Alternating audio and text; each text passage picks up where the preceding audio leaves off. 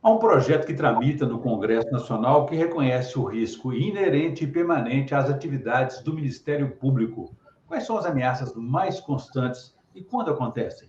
Como é o cotidiano de uma promotora de justiça? Esses são os principais temas de hoje do Conexão AMMP, um programa da Associação Mineira do Ministério Público na série especial para celebrar o Mês Internacional das Mulheres. Para falar sobre o assunto, eu vou começar com a promotora de justiça Maria Cristina Santos Almeida, da comarca de Montes Claros, no norte de Minas, com atribuições na execução penal e no juizado especial. Doutora Maria Cristina, obrigado por aceitar o nosso convite e nos atender. É um prazer recebê-la. É um prazer estar aqui com você, Orion, sendo entrevistada por você, é uma grande honra. E graças a Deus, nós temos aqui agora, né, reconhecido pelo Congresso, né, o risco que a profissão, né, a gente corre nessa profissão, exercício da profissão. Antes parece que era visto promotor de justiça como promotor de gabinete, meramente um promotor de atuação na área civil, direito de família, embora nós temos o carro-mestre, vamos dizer, o carro-chefe nosso é o Tribunal do Júri e o crime, né? Então, assim, o combate ao crime. Nós temos agora, né, esse reconhecimento que é muito importante. Nós vemos várias ações de pessoas que não concordam, né, tentam combater a atuação do Ministério Público, dos membros do Ministério Público, de forma a colocá-los em situação de iminente risco, né, com pessoas que realmente exterminaram promotores de justiça, como nós temos exemplos aí em Belo Horizonte e outros lugares mais recentes aqui em Minas Gerais. Entendi. A senhora, pessoalmente, também já sofreu ameaças, né? Quais os impactos de uma situação como essa em sua vida profissional? Sim, eu já tive alguns anos, eu tive alguns pontos, né, de situações de risco. Quando eu atuei em Francisco Sá, em Brasília de Minas e aqui em Montes Claros, todos eles na área criminal, né, enfrentando organização criminosa em Francisco Sá, que lá é uma penitenciária de segurança máxima, né, e Brasília de Minas eu tive também uma situação de risco que eu vi obrigada a sair da comarca, e posteriormente aqui em Montes Claros, como agora que eu estou com escolta, né, decorrente de uma ameaça sofrida em uma audiência na execução penal de um processo, de um autor de crime praticado, crime contra a vida, de um crime rumoroso que teve aqui, que eu atuei no Tribunal do Júri. E esse rapaz ameaçou em audiência, depois foragiu, agora, né, recentemente, em fevereiro, e em razão disso é feita uma leitura eu sou aciono na Procuradoria, e a Procuradoria nos resguarda, né, através do GSI. Ainda que a senhora mantenha uma postura firme, independente, diante dessas ameaças, não, temos que reconhecer também que isso impacta a vida pessoal e também de familiares, né? Sim. Nós temos, na vida profissional, tem algumas restrições quando a gente está nessa situação, uma leitura de risco. Nós temos que nos restringir mais a locomoção nossa, né? Os trajetos que a gente faz, a gente tem que alterar. E quando a situação é de elevado risco, a gente aciona o GSI, que é o Centro de Segurança nosso, que vem nos dar cobertura, nos dá escolta, né, geralmente com escoltas, e aí nós ficamos, enquanto persiste essa situação de risco, a gente é assegurado a nossa segurança pela Procuradoria de Justiça. Doutora Maria Cristina, o risco é inerente, como falamos, à profissão, né, à atividade. Mas o fato de ser mulher influencia e amplia essas ameaças? Ariel, eu vou te confessar que, assim, se as ameaças que eu recebi foi para que eu me arrefecesse na atuação minha, acho que o efeito foi o contrário. Porque, assim, como promotor de justiça, jamais, nenhum promotor de justiça pode deixar se intimidar por qualquer tipo de ameaça. Obviamente que nós vamos ter que nos resguardar, né, para que a gente não leve risco para nós, né, que esse risco seja efetivo, e nem para a nossa família, mas jamais descurar da atuação nossa. Porque se o promotor de justiça se deixa acovardar, nós vamos ser, o país nosso vai ser assolado pelo crime de tal forma que nós vamos virar uma anarquia total. Bom, e não há dúvida que a senhora tem um desafio enorme, né? Porque envolve enfrentamento a organizações criminosas, corrupção, crime organizado, poder econômico, poder político, violações dos direitos humanos, desafio permanente, né? Sim, nesse caso aí, nós temos que manter firme na posição, de forma que nenhuma dessas interferências externas, por mais que seja uma coação grave, isso venha a interferir de tal forma que impeça que a gente continue aplicando a lei, como eu disse. Né? Se nós deixarmos nos dominar por isso, nós não podemos atuar. Uhum. Bom, e essas ameaças configuram um crime hediondo, né? E um atentado ao Estado de Direito.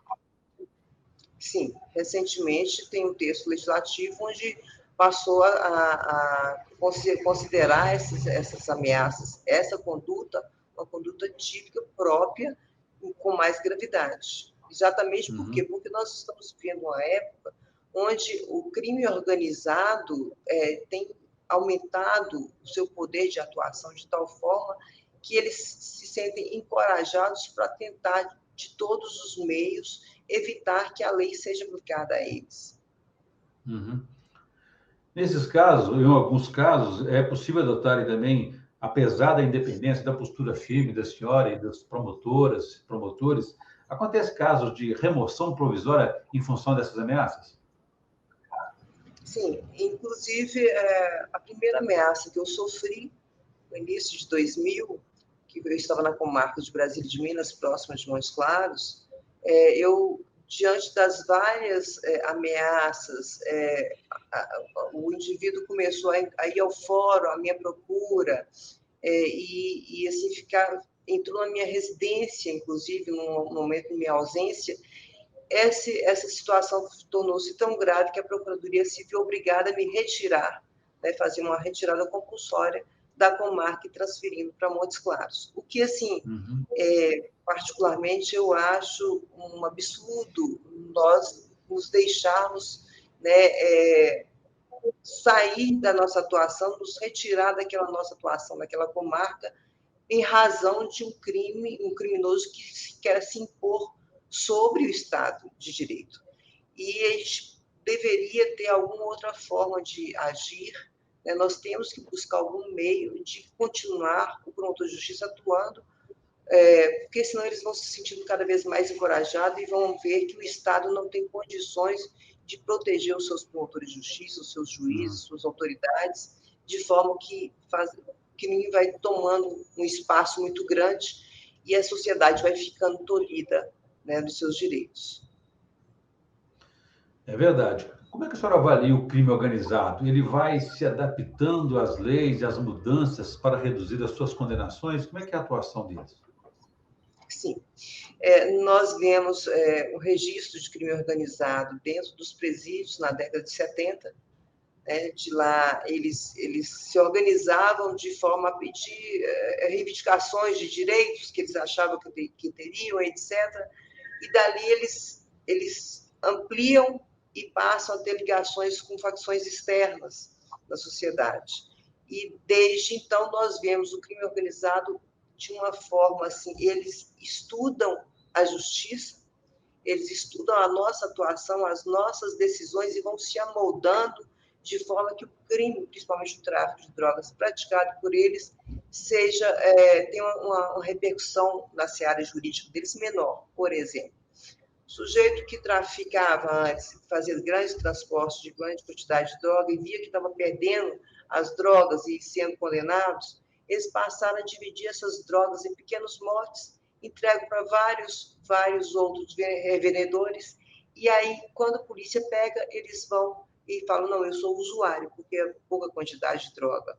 E aí nós vemos que o sujeito não é o crime de uso agora é uma mera advertência, ainda é crime, mas é uma mera advertência, e o sujeito que é um traficante, acaba sendo beneficiado por essa situação, que é estudada pelo crime organizado, a nossa atuação na justiça.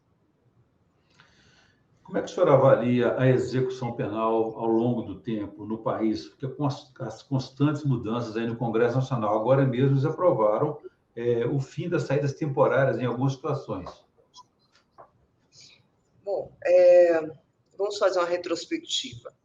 Eu entrei no Ministério Público, tomei posse em junho de 92. Nesse mesmo ano, houve um crime de homicídio rumoroso em que nós passamos a ter a lei que antes os crimes, a progressão de regime, todos os crimes tinham progressão de regime e era o regime inicialmente fechado. Em razão desse crime que foi muito rumoroso, de uma atriz, passou a ter a lei de crimes hediondos, foi editada a lei de crimes hediondos em dezembro de 92, e nós tivemos o cumprimento integral do crime hediondo, e desde então, e aí, nessa época, a lei de execução penal era uma lei pró-sociedade. Posteriormente, nós vemos essa lei sendo, assim, desconstituída em favor do sujeito que violou a norma, em favor do sujeito que matou, que estuprou, que assaltou, colocou uma arma na cabeça de uma pessoa. E a gente vê, assim, a lei fala que a pena tem 3 características: punitiva, preventiva e ressocializadora.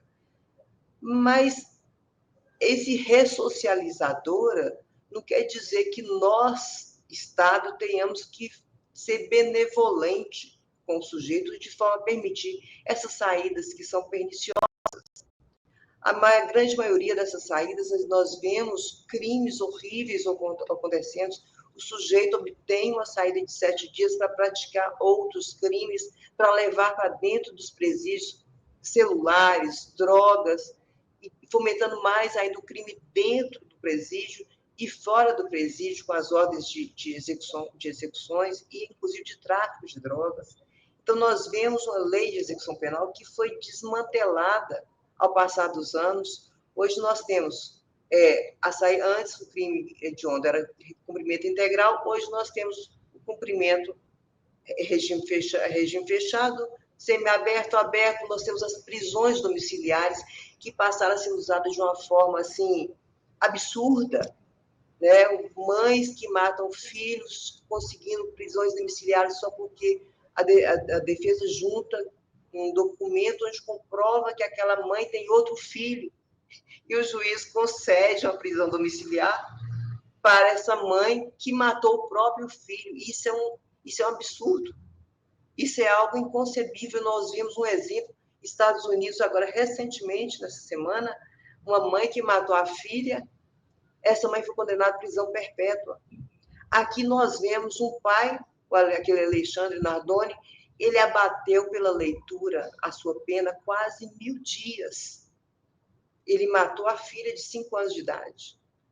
Isso é algo inconcebível.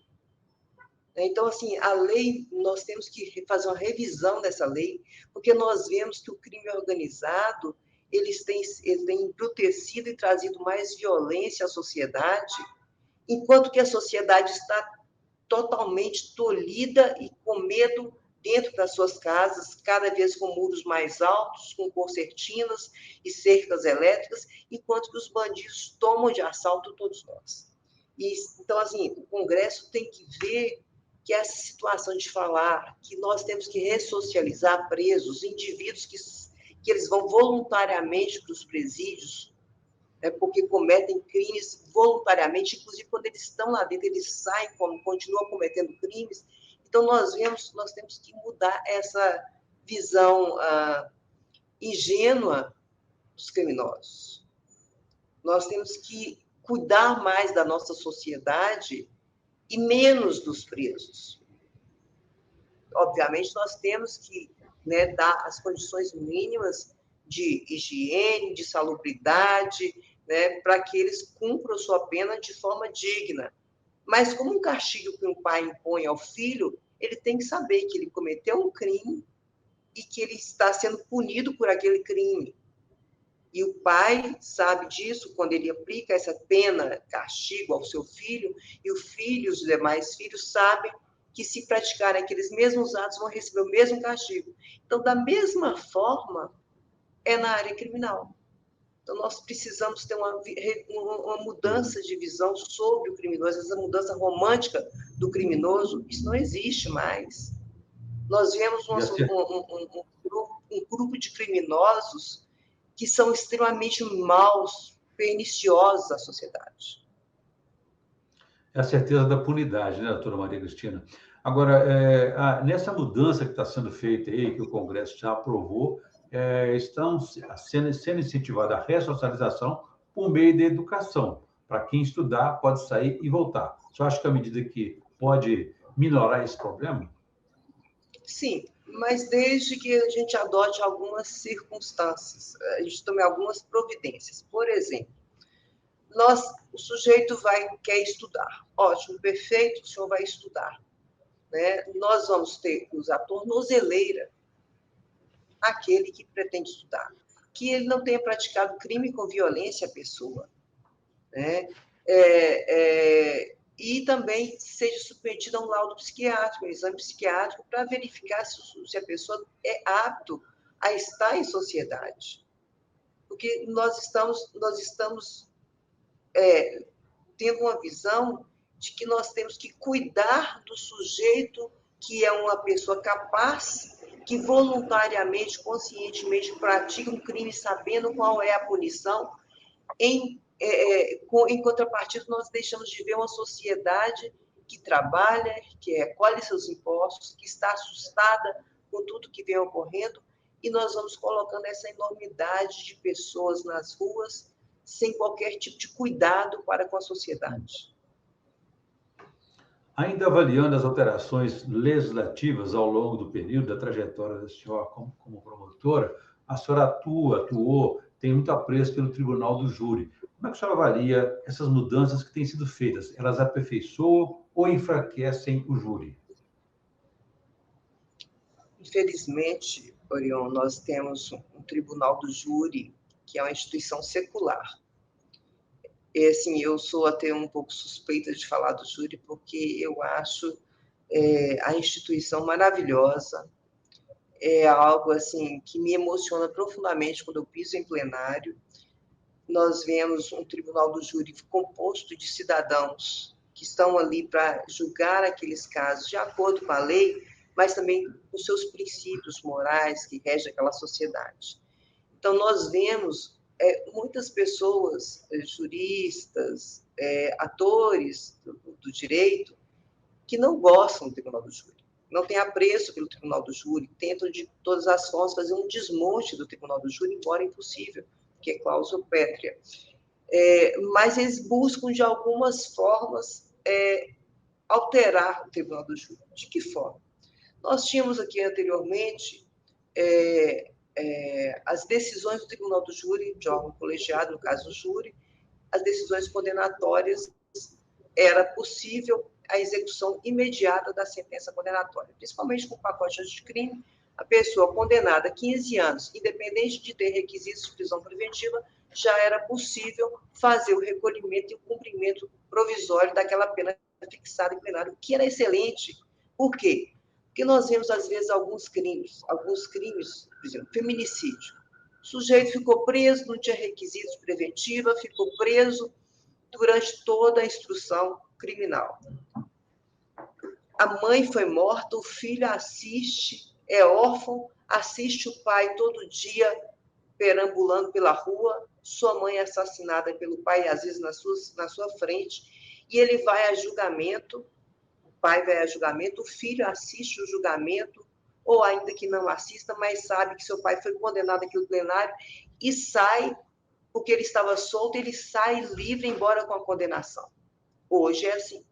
Mas antes nós estava sendo permitido que a gente executasse essa pena em plenário, porque esse título executório era legítimo, era de um órgão colegiado que foi avaliado naquela sessão plenária e de extrema importância, né, para aquela sociedade que sofreu um crime de homicídio grave, que todo homicídio é muito grave. Então, assim, a gente vê hoje que não. Hoje o júri não mais permite pelo STF e STJ o cumprimento da sentença do Tribunal do Júri naquele instante, exceto se houver requisitos de preventiva. né? Ameaças de testemunha, etc. A gente também vê outra situação, que é o juízo de garantias que criou, né, que já está quase entrando em vigor não, executando dessa forma. O que acontece, o juízo de garantias? O tribunal do júri, os juízes do fato, quando começar a ser aplicada a norma, eles não vão ter direito de perlustrar aquela prova colhida na fase de inquérito, o que é uma prova importantíssima. O inquérito, desde a sua ocorrência, é extremamente importante na ilustração dos crimes de homicídio. E, assim, eu, jurado, não vou ter direito a ter acesso a essa prova. Isso é um contrassenso ao direito. Por quê? Porque o processo penal fala que nós buscamos a verdade real. E o juiz tem que ter direito a ter toda uma visão ampla de tudo que foi colhido durante o processo, inclusive na fase anterior ao processo, que é a fase inquisitorial. E com o juízo de garantias, nós não vamos ter mais direito a que os jurados têm, inclusive o promotor de justiça nem pode manifestar, salvo perícia e outras provas objetivas, o promotor de justiça não pode mais mostrar em plenário, por exemplo, um depoimento de uma testemunha que prestou depoimento na fase de inquérito, mas que faleceu e não foi colhido na fase de instrução. Então, nós vemos que o jurado vai desconhecer daquela prova, que se perdeu no tempo em razão da morte da testemunha. Isso é um absurdo. Então, assim, a gente vê que está tendo um desmonte do tribunal do júri para enfraquecê-lo mais ainda, porque o jurado que não tem um conhecimento amplo, pleno da prova que ele vai decidir o caso, ele acaba decidindo, às vezes, enganado, por omissão de provas. E além da sabedoria do julgamento popular, as decisões deles podem ser reformadas, não é? Sim. O Tribunal do Júri só pode ter reforma uma única vez por decisão manifestamente contrária à prova dos autos, né? E outras reformas pode haver quando houver nulidades ocorridas em plenário. Algum tipo de nulidade, algum vício que ocorreu durante a sessão plenária, pode ser anulado o júri quantas vezes houver esse vício. Muito bem. Doutora Maria Cristina, falando um pouco agora da trajetória da senhora na carreira, né? A senhora passou no concurso, está completando 32 anos de carreira. Como foi a adaptação com a profissão que é itinerante, longe da família? Quais são essas dificuldades? Em 92, eu estava com 23 anos, né? E eu passei no concurso e decidi, porque minha portaria inicialmente foi para Contagem, mas eu não quis ficar em Contagem porque eu pensei melhor e achei, em razão da minha timidez, que eu sempre fui muito tímida, eu achei por bem eu ficar numa comarca de vara única para eu poder enfrentar os problemas e eu mesmo ser obrigada a resolver aquelas questões, buscar soluções para aquelas questões que seriam, né, surgiriam. E assim eu fiz. Peguei o mapa de Minas e descobri Brasília de Minas, e assim eu vim para o norte de Minas, desbravar o norte, em 1992. Cheguei aqui, nós tínhamos o juízo, o delegado, o prefeito, os vereadores, né? Então, assim, era um mundo extremamente masculino e eu uma moça de 23 anos. Então, assim, nós tivemos que um certo trabalho para poder fazer com que as pessoas nos ouvissem mais e acreditassem mais numa menina de 23 anos. Mas, graças a Deus, a gente conseguiu, né, de uma forma... não foi tão trabalhosa assim, porque a gente procurava sempre agir de forma muito enérgica, então acho que isso fez com que, né, tivesse uma aceitação maior. A senhora teve aquela situação, aquela experiência de chama para mim o promotor, por favor? Na verdade, é o seguinte, eu tive assim, eu nunca tive, as pessoas não tinham receio assim de ir lá, porque eu recebia muitas pessoas. Então assim, eu sempre fui muito conciliadora. Mas quando tinha que ser enérgica, eu sempre fui muito enérgica. Então assim, Brasília de Minas, até hoje eu saí de lá e até hoje falo, eu vou atrás, vou na promotora. Então lá, o doutor Jarbas outro dia falou que o Ministério Público em Brasília de Minas é feminino. Então, assim, a gente acabou deixando essa marca lá em Brasília de Minas, que eu fiquei 21 anos. Então, foi assim, tivemos as dificuldades naturais, o Ministério Público me fez crescer, amadurecer, foi extremamente importante na formação da minha pessoa, né? Eu só tenho que agradecer, não saberia o que seria de mim sem ele, porque ele me amoldou ao que eu sou hoje. Então, assim, a vida lá na cidade do interior é mais fácil, porque tudo é mais próximo, as pessoas aqui no norte são muito acolhedoras, assim, as coisas foram resolvendo de uma forma muito tranquila.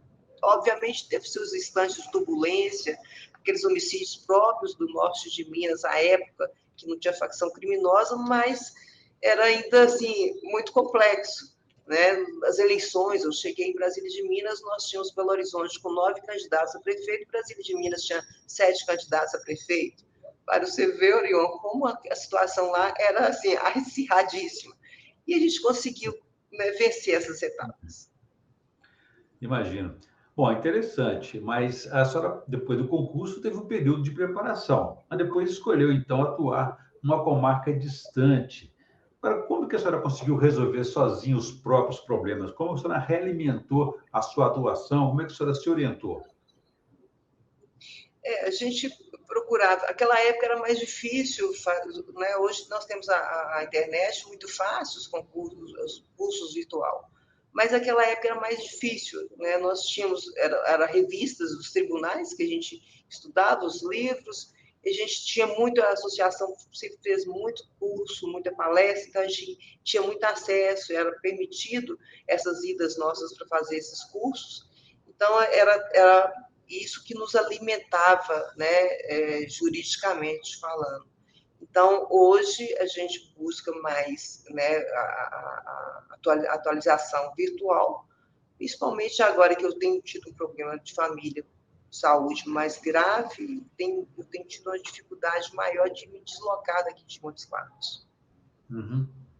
E quais são esses principais desafios da carreira? Porque, como a senhora mesmo disse, as mulheres, na vida familiar, têm os cuidados com os filhos, às vezes idosos, doentes, enfim, a chamada dupla, terceira, tripla jornada, né? Como é que a senhora combinou a vida profissional com a vida pessoal? É um grande desafio. Como se diz aí, a mulher tem muitas habilidades, né, nesse sentido. Graças a Deus,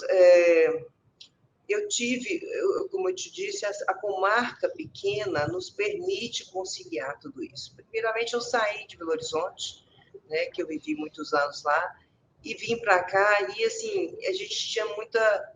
Como eu me envolvi muito na atuação aqui, e a comarca exigia muito, né, por esse fato de eu mostrar, né, a seriedade do meu trabalho, então eu me envolvi muito na atuação. Então, isso fazia com que minha família viesse até a mim, porque eu tinha dificuldades de sair da comarca, em razão disso, né? E eu tive uma filha, né? Como era a comarca pequena, era muito fácil, eu criei uma estrutura própria, né? A mãe já veio para me dar assistência, e a família já chegou até a mim, então, assim, a gente criou uma estrutura muito boa para manter todas as necessidades da minha filha atendidas e as minhas necessidades. Bom, o direito é uma ciência bastante dinâmica, né? Muito dinâmica, e assim como a própria realidade. Como é que a senhora se atualiza? A formação continuada, a senhora consegue participar de cursos, seja ele de online ou presencial? Sim, os cursos online é possível a gente participar de alguns cursos online, e presencial eu tenho tido dificuldade, como eu te falei, né, em razão desses problemas de saúde que eu tenho enfrentado, que é um pouco mais grave, e aí a gente né, a gente diminuiu bastante. Mas sempre é necessário manter uma atuação para a gente poder, né, aplicar a norma de uma forma mais adequada e favorável à sociedade. Como eu disse no início aqui, esse nosso programa faz parte da série em homenagem ao Mês Internacional da Mulher. Como é que a senhora avalia a participação feminina no Ministério Público e na sociedade de forma geral? Qual a mensagem que a senhora deixaria para as promotoras início de carreira?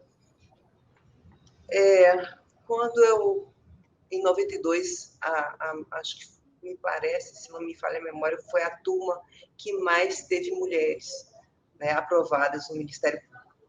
Então, assim, de lá para cá, nós tivemos várias conquistas, nós vemos várias mulheres em vários cargos, a gente viu a mulher se projetando de uma forma, né, muito inteligente, sábia, né, nas profissões que elas escolheram, mas ainda, infelizmente, nós ainda vemos que a mulher já saiu daquele seu segundo lugar, né?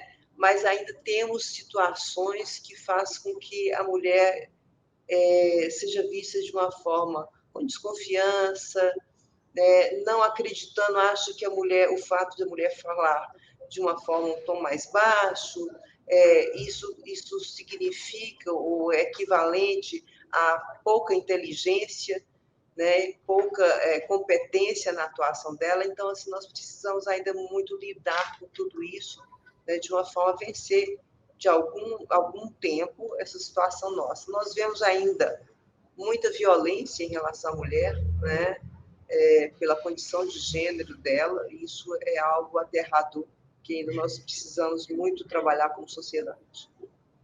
E a minha mensagem com relação às promotoras de justiça, né, as mulheres e as promotoras de justiça, principalmente, que nós jamais deixemos de buscar de forma aguerrida aplicar a lei, de atuar, né, sem nenhum instante deixar que as pessoas, ou algumas instituições, tolhem nossos direitos, tolhem as prerrogativas do Ministério Público. Nós temos que defender a nossa instituição, porque a nossa instituição é a defesa da sociedade. Então, assim, nós jamais deixemos de nos arrefecer na atuação nossa. Doutora Maria Cristina, nós estamos na reta final da nossa entrevista. Eu gostaria que a senhora fizesse uma indicação de leitura ou de um filme ou série para a nossa audiência. O que a senhora pode indicar? Bom, leitura, eu tenho um livro que eu acho maravilhoso, que é Orgulho e Preconceito. Orgulho e Preconceito é a história de uma mulher que foi criada, né, para casar, né, bordar, cozinhar, e é uma mulher que ela é além do tempo dela. É uma mulher que ela questiona tudo.